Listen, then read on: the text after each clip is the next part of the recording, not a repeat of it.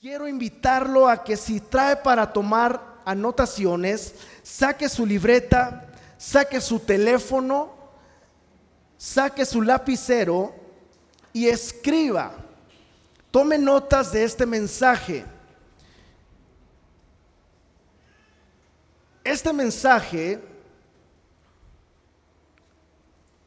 se llama Los Cimientos. Así de fácil. Todo comienza con buena cimentación. Cualquier construcción que uno va a hacer comienza con unos fundamentos sólidos, firmes, pero también profundos. Nuestra vida tiene que ser una vida en nuestro caminar con Dios que tiene una cimentación sólida en su palabra, que entiende que Cristo debe ser nuestro fundamento y nuestra roca. Ahora, si crees en lo que te gusta del Evangelio y rechazas lo que no te gusta del Evangelio, entonces no crees en el Evangelio, crees en ti mismo, ¿sí? Y el Señor está llamando a su gente, es decir, sus seguidores, aquellos que han decidido seguir a Cristo.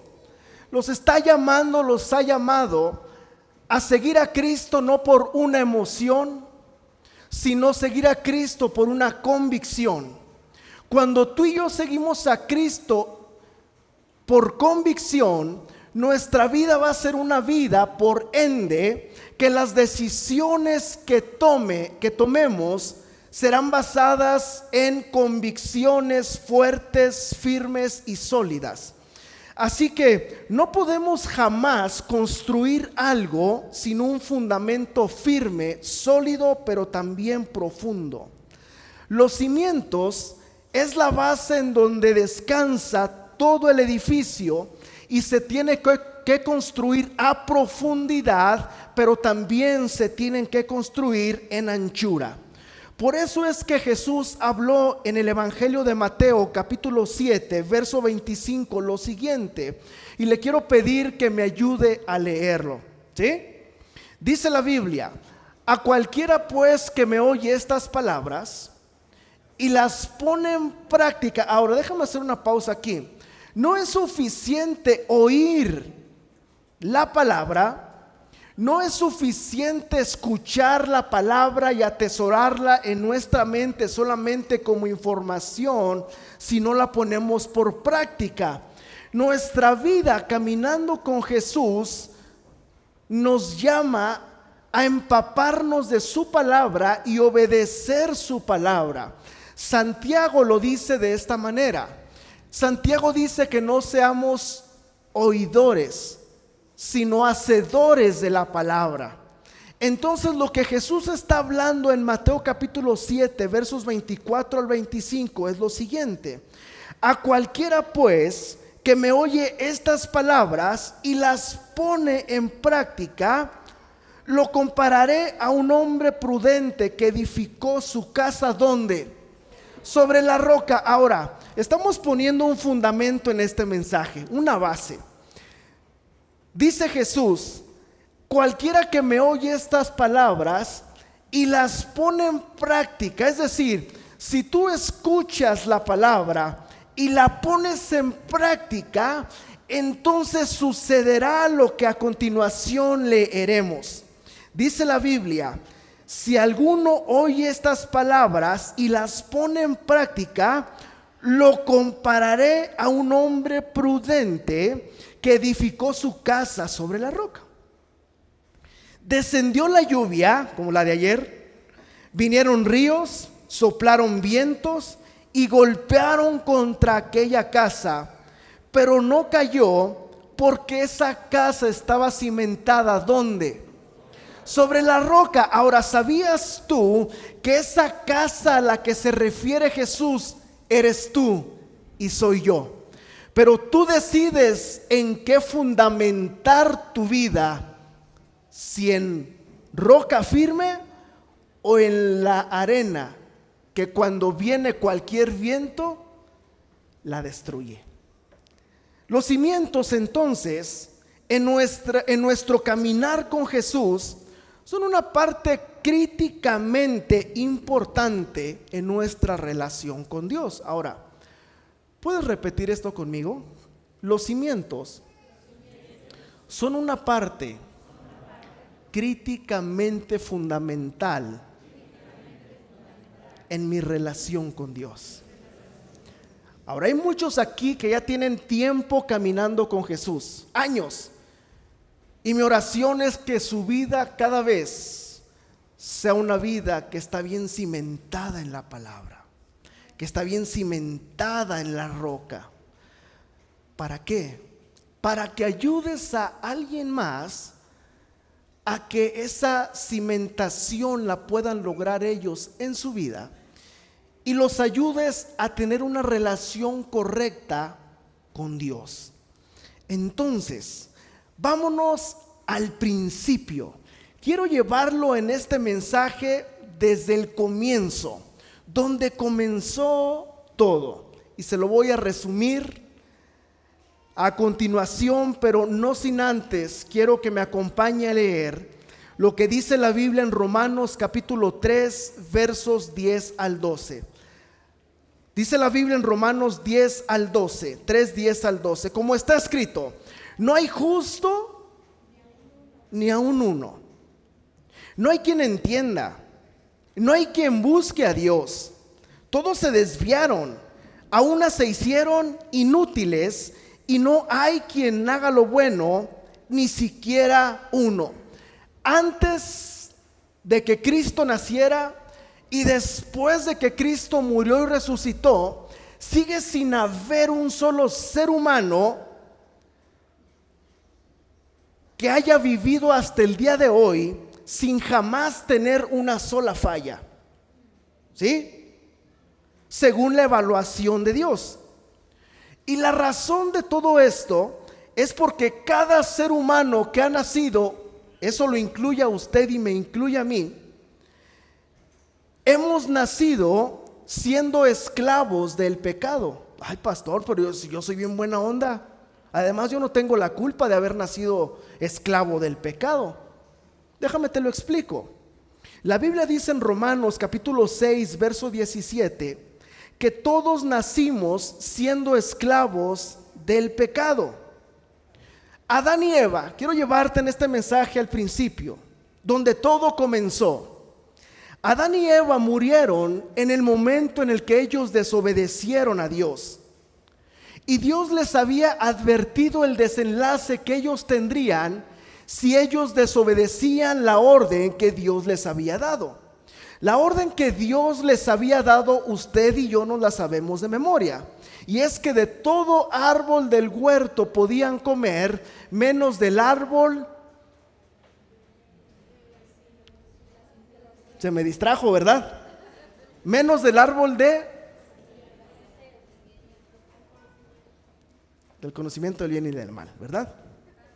Entonces, Adán y Eva murieron desde el principio, cuando ellos comieron del fruto que Dios les había mandado. Si quieres, así le dejamos, no pasa nada. Así le dejamos, gracias. Tienen fibra, entonces no se transmite el agua. Gracias, vamos a dar un aplauso a Aurelio. Siempre su disponibilidad. Entonces, ahora sí, véngase aquí conmigo, porque no quiero que se me distraiga. Entonces, Adán y Eva, ¿cuándo murieron? Adán y Eva murieron espiritualmente desde el momento en el que ellos comieron el fruto prohibido. La muerte se produjo en su naturaleza más honda, es decir, en su espíritu. El espíritu de ellos quedó separado del espíritu de Dios, el creador de la vida. Y ahora Adán y Eva tenían atributos inherentes o contrarios a los de Dios. Y como resultado a la mala decisión de Adán y Eva, todas las generaciones que vendrían nacerían con las mismas cualidades innatas, porque se transmitieron de generación en generación. ¿Te fijas qué grandes consecuencias podemos acarrearnos en la vida cuando tomamos las decisiones equivocadas. Hay muchos que han tomado decisiones que esas decisiones los han llevado a llorar amargamente porque han sufrido la consecuencia. Muchos han tomado decisiones en la vida basadas en cómo se sienten, en sus emociones, en sus sentimientos, pero no decisiones consultando y preguntándole a Dios cuál es la voluntad.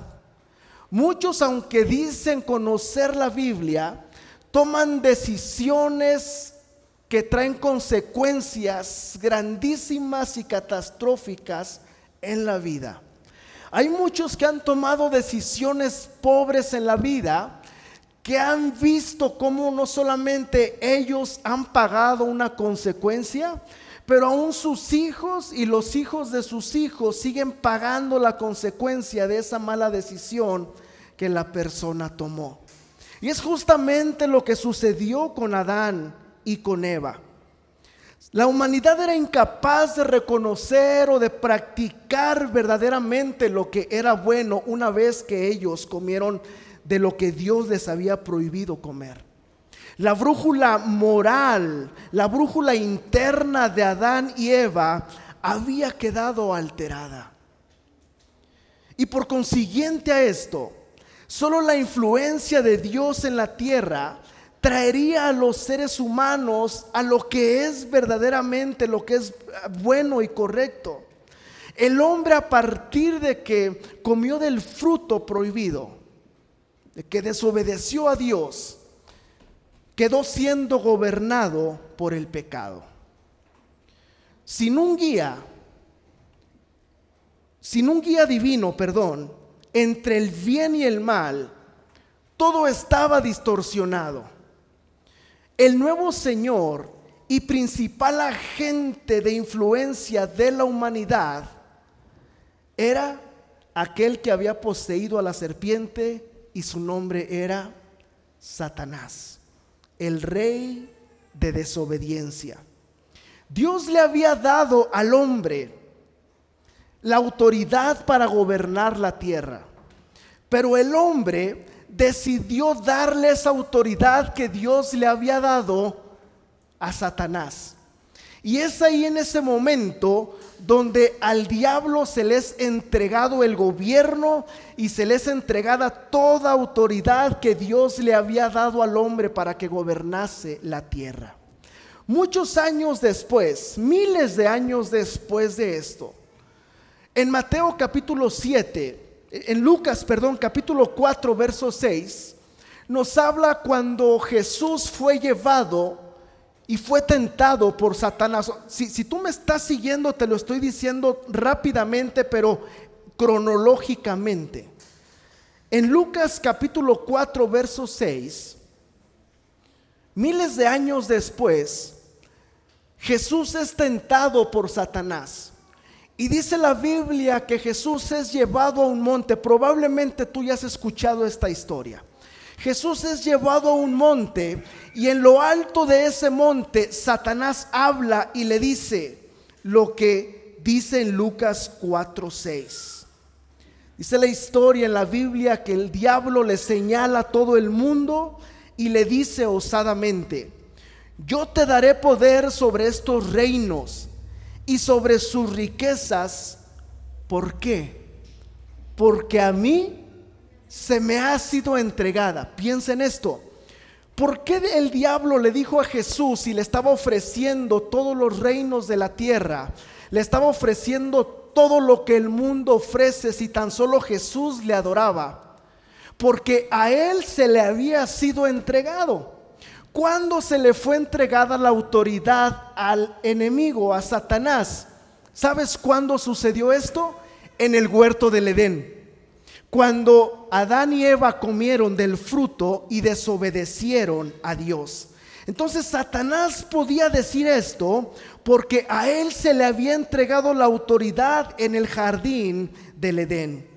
Dios no podía venir en forma de deidad a rescatar a la humanidad porque la tierra se le había sido entregada a un hombre. y ese hombre le había pasado la autoridad a Satanás.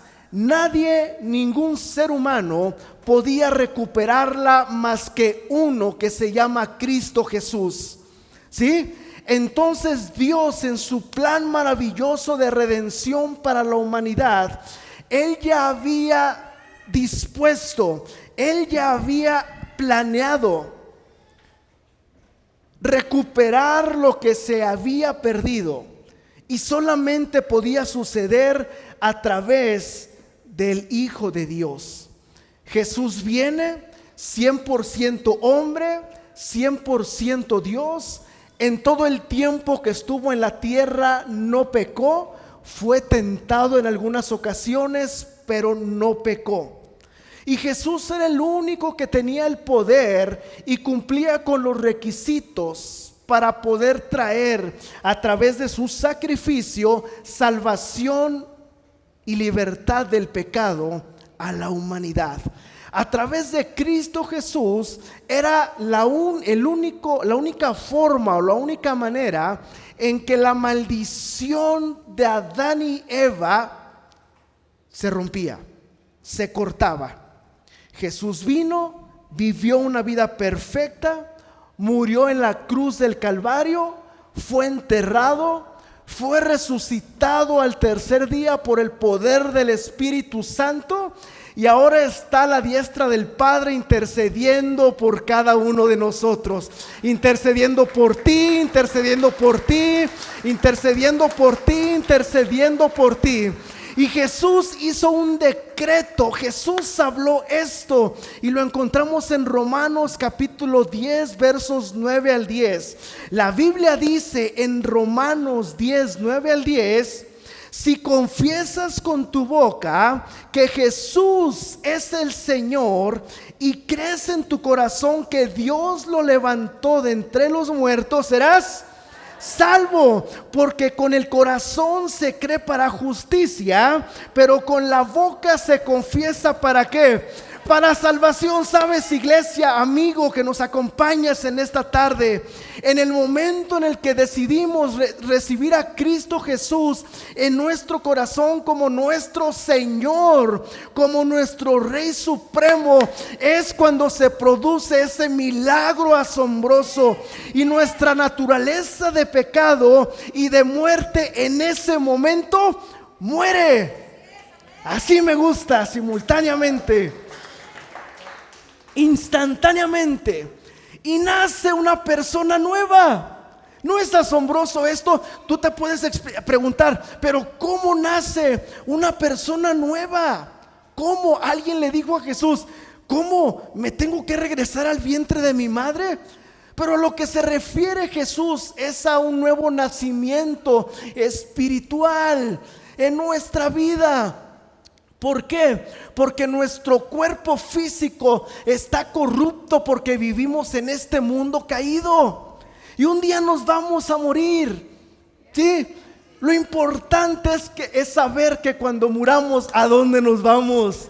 Si tienes a Cristo en tu corazón, automáticamente te vas a morar y reinar con Él en la eternidad. No a ningún lugar intermedio, no a ningún lugar en medio de cualquier cosa o en medio de varios mundos. Cuando tú tienes a Cristo en tu corazón y mueres, te vas directamente con Él a su presencia. La pregunta es: si no tienes a Cristo, ¿qué pasa el día que te mueras? La vida nueva en Cristo Jesús viene mediante el regalo dado por Dios, que es la gracia. Es un regalo que usted y yo no merecíamos, pero a Dios encontró complacencia en dárnoslo a la humanidad. Y la forma en la que usted y yo aceptamos este regalo es como dice Romanos 10, 9 al 10, que si confiesas con tu boca que Jesús es el que, el Señor, y crees en tu corazón que Dios lo levantó de entre los muertos, serás salvo. Porque con el corazón se cree para justicia, pero con la boca se confiesa para salvación. Ahora, es muy importante, iglesia, hermano, amigo, que entendamos lo que está hablando el apóstol Pablo en Romanos capítulo 10. Muchos piensan que ir a la iglesia, que llamarse seguidor de Jesús, ya los hace automáticamente algo. No es hasta que tú y yo confesamos en nuestro corazón y le aceptamos como nuestro Señor y Dios. Ahora, en la Biblia, la palabra Señor aparece más de 7,800 veces. Escucha esto. En la Biblia, la palabra Señor aparece más de 7,800 veces. Mi pregunta para ti es, ¿dónde crees que Dios está poniendo el énfasis? Si la palabra Señor aparece más de 7,800 veces en la Biblia, ¿dónde está poniendo Dios el énfasis? En Señor.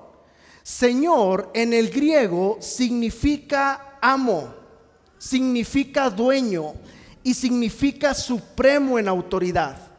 Cuando tú y yo aceptamos a Jesús, según lo que dice Romanos capítulo 10, que lo acabamos de leer hace un momento, que si aceptamos a Jesús, que si lo confesamos con nuestra boca, que Jesús es nuestro Señor, porque hay una diferencia muy grande en llamar a Jesús Señor como un título y tener a Jesús, llamar a Jesús Señor como una posición que está en nuestro corazón.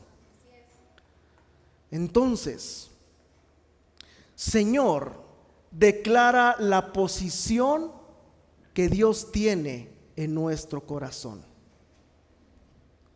¿Sí?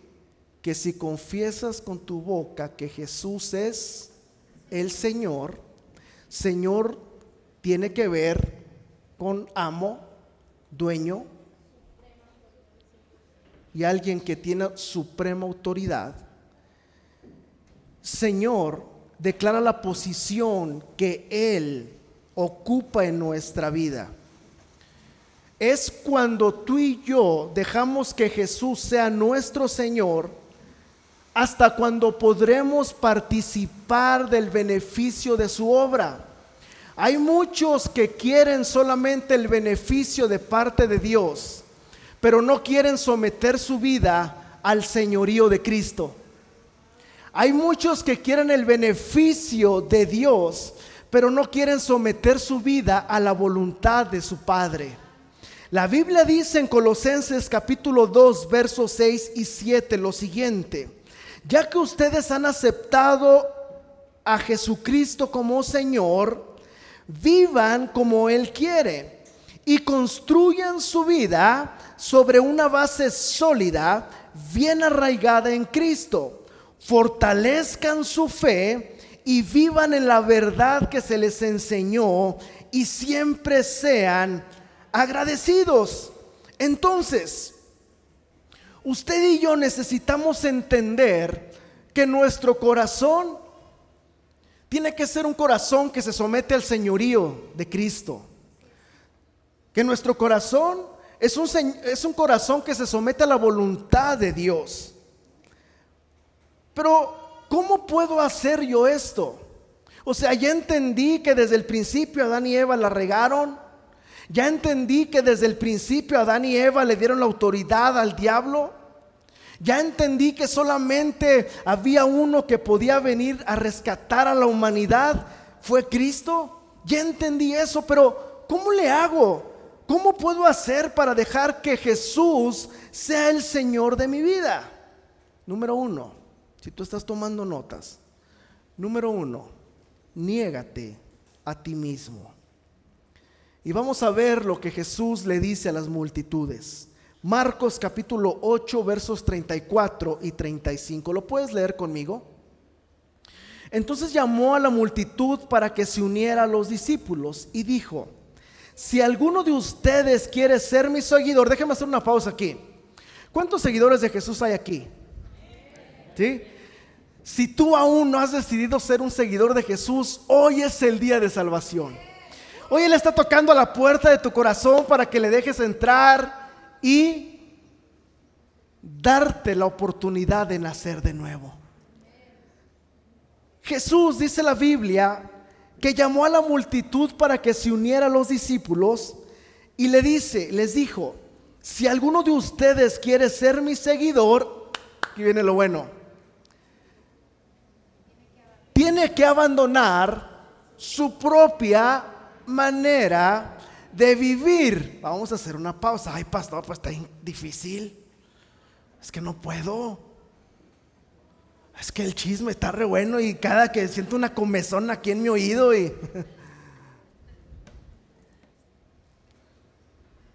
Pero si tú quieres ser un seguidor de Jesús, dice la Biblia que tienes que abandonar tu propia manera de vivir. Es muy fácil saber cuando Cristo no está ocupando el lugar primero en el corazón de la persona. Es muy fácil identificar cuando cualquier otra cosa menos Cristo ocupa el primer lugar en el corazón de la persona. Y Cristo no murió en la cruz del Calvario para tener el segundo lugar en tu corazón. Él no quiere ser un segundón en tu vida. Él quiere ocupar el primer lugar. Entonces, sigue diciendo versículo 34: si alguno de ustedes quiere ser mi seguidor, tiene que abandonar su propia manera de vivir, tomar su cruz y... Si tratas de aferrarte a la vida, la perderás, pero si entregas tu vida por causa de mí, por causa de la buena noticia, la salvarás. Ahora, ¿qué significa esto? ¿Qué está diciendo Jesús con esto? Jesús está diciendo lo siguiente: no puedes servir a dos señores. Iglesia, pon atención en esto.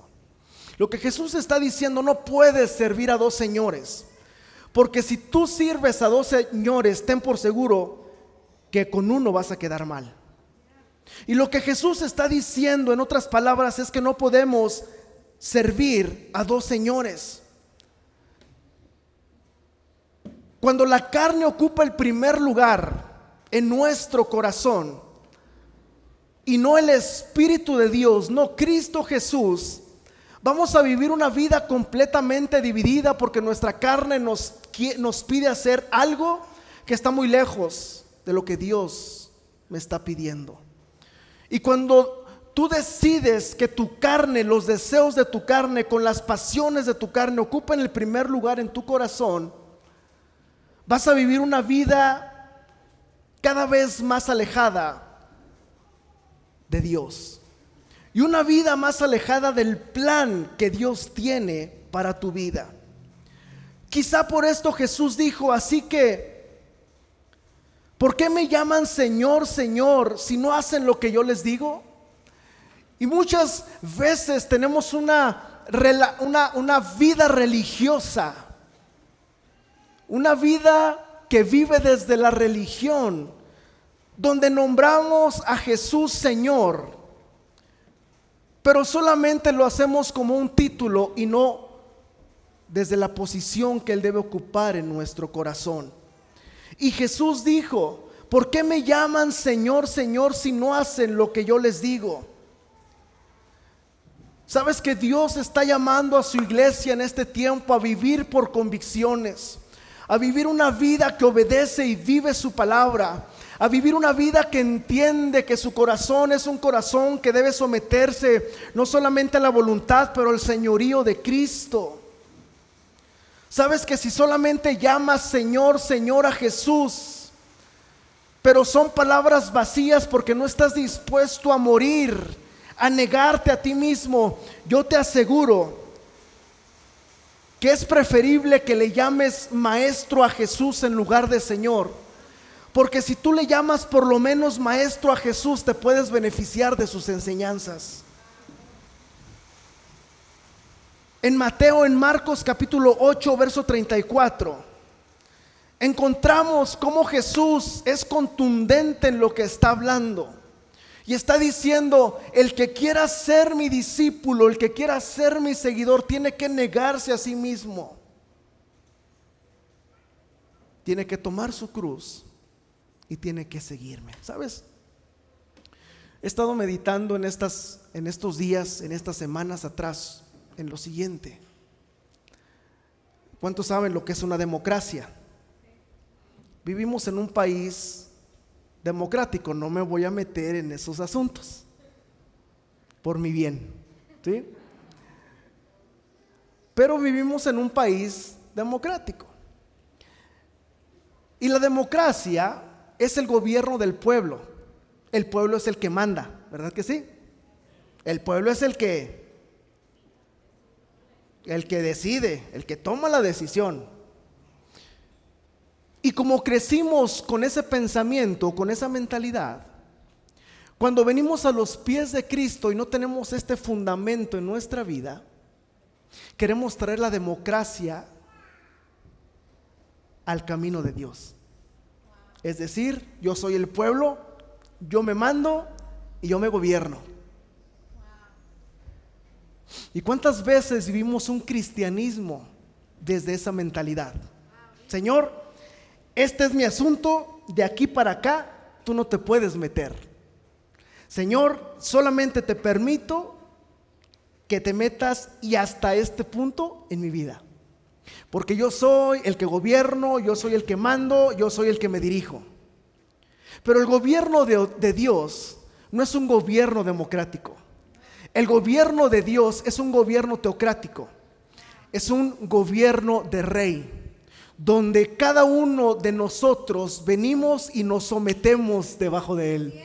Nos sometemos a su señorío, nos sometemos a su voluntad, porque sabemos que la voluntad de Él para nosotros es buena, es agradable y es perfecta. Así que yo quiero ser alguien que vive sometido al señorío de Cristo, porque cuando mi corazón es un corazón que vive sometido al señorío de Cristo y Cristo ocupa el primer lugar en mi vida, va a haber una evidencia que me persigue. Hay muchos que dicen que se saben la Biblia, hay muchos que dicen que tienen mucho tiempo caminando con Dios, pero sus frutos dicen lo contrario.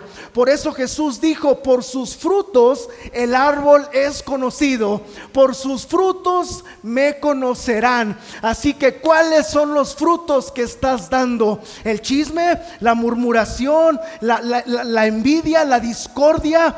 ¿Cuáles son los frutos que estás dando? No me vengan a decir que tienen 20, 30, 40, 50 años en la iglesia si no hay una evidencia que los acompaña. Si la evidencia que te acompaña no es del fruto del Espíritu, tienes que pedirle perdón a Dios y tienes que pedirle a la gente contra la que has pecado. Así es. ¿Sí? Entonces,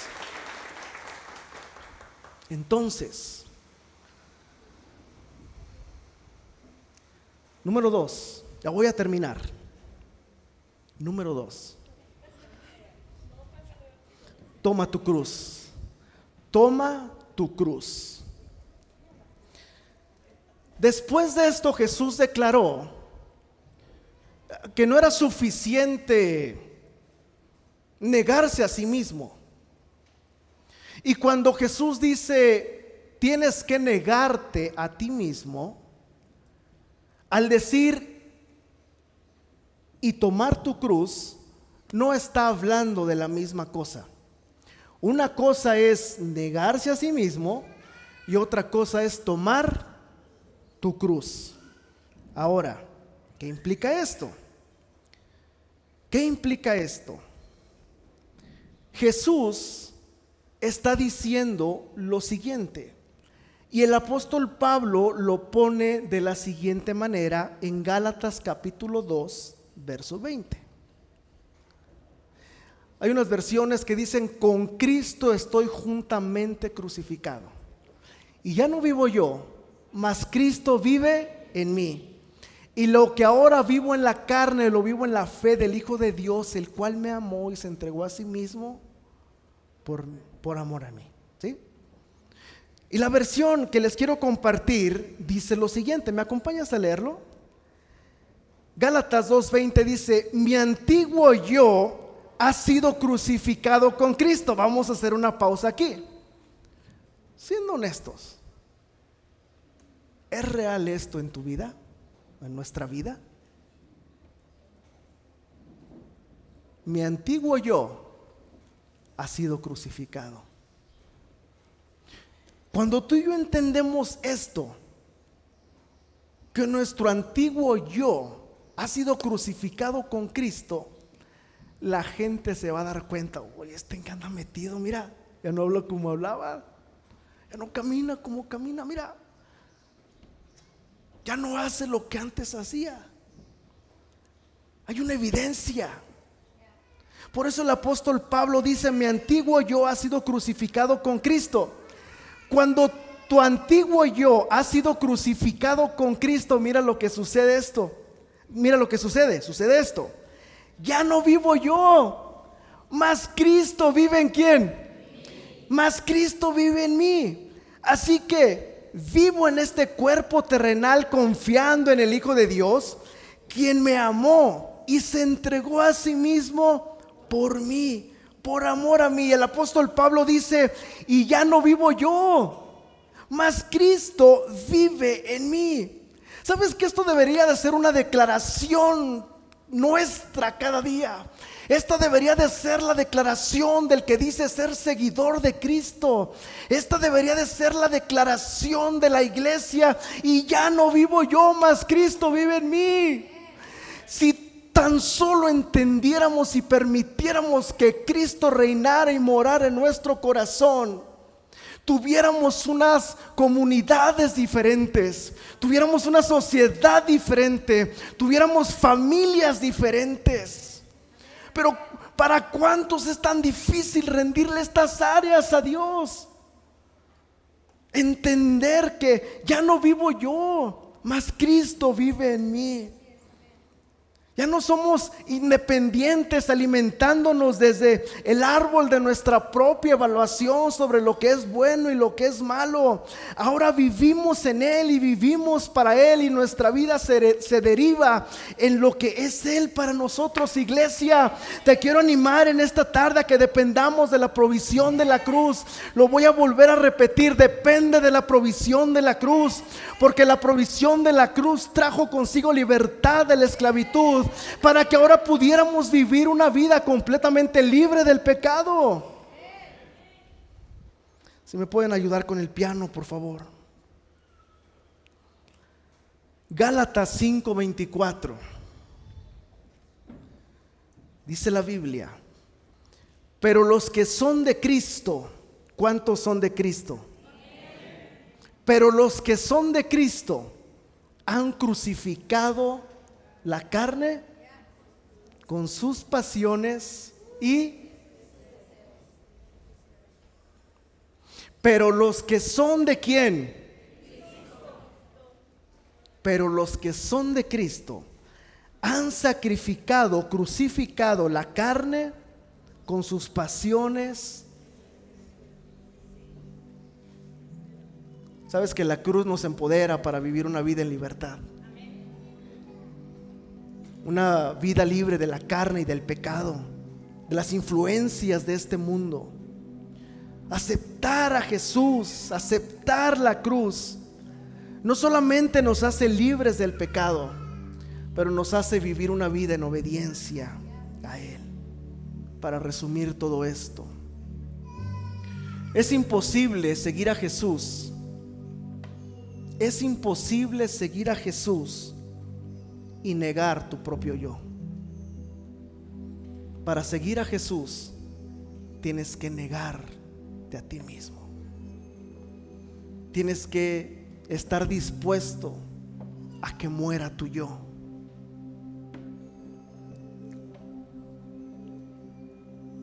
Olvidar tus propios caminos y aceptar su autoridad suprema.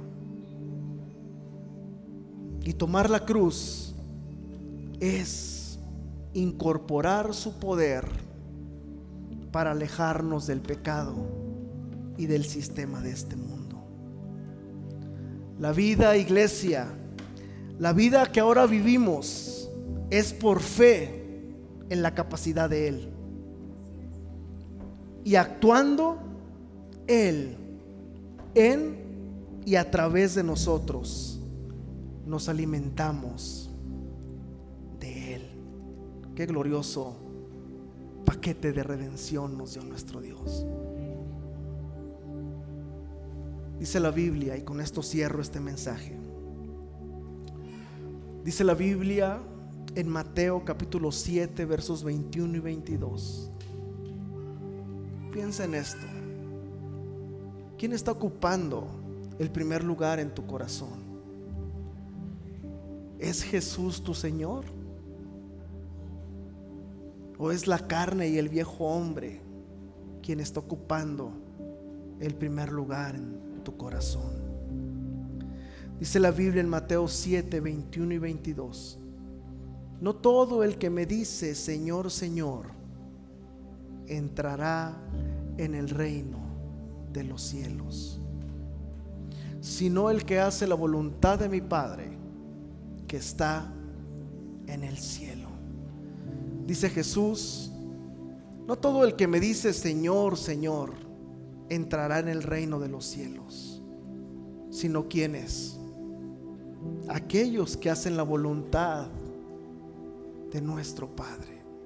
Versículo 22 dice: muchos me dirán en aquel día, Señor, Señor, ¿no profetizamos en tu nombre y en tu nombre expulsamos demonios e hicimos muchos milagros? Déjame te explico. Jesús está diciendo, muchos dirán en aquel día. Un día usted y yo vamos a ser llamados a cuentas delante de Dios. Y Él nos va a pedir cuentas por lo que hicimos, pero también por lo que no hicimos. Y en aquel día Jesús está diciendo, muchos me dirán Señor, Señor. Y aquellos que vendrán a Jesús a decirle Señor, Señor, en tu nombre hicimos esto, son aquellos que Jesús tenía un título solamente de Señor, pero no una posición en el corazón de ellos. No importa que tengas todos los dones,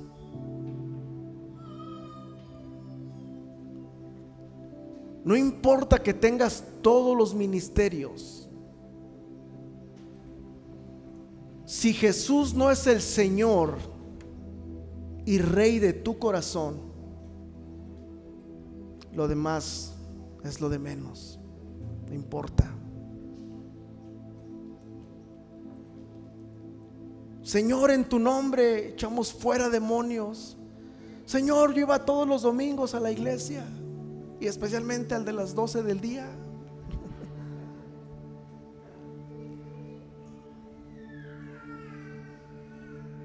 Si tú vives una vida donde Jesús no ocupa el primer lugar en tu corazón, será una vida que está muy lejos de vivir conforme a la voluntad de Dios en tu vida.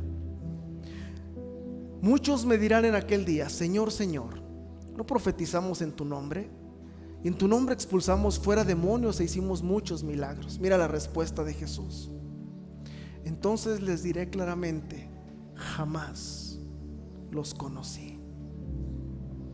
Aléjense de mí, hacedores de maldad.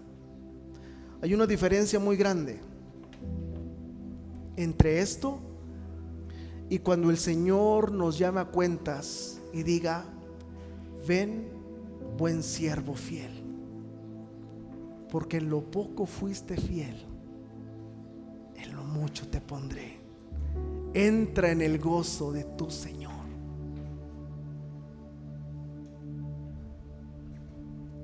Tú decides. Tú decides. ¿Por qué no te pones de pie en esta tarde? Toma unos momentos para pensar.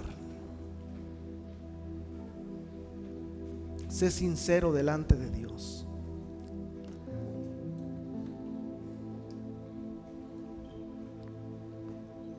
Tu vida y mi vida deben de ser vidas que están bien cimentadas y bien arraigadas en el Señor.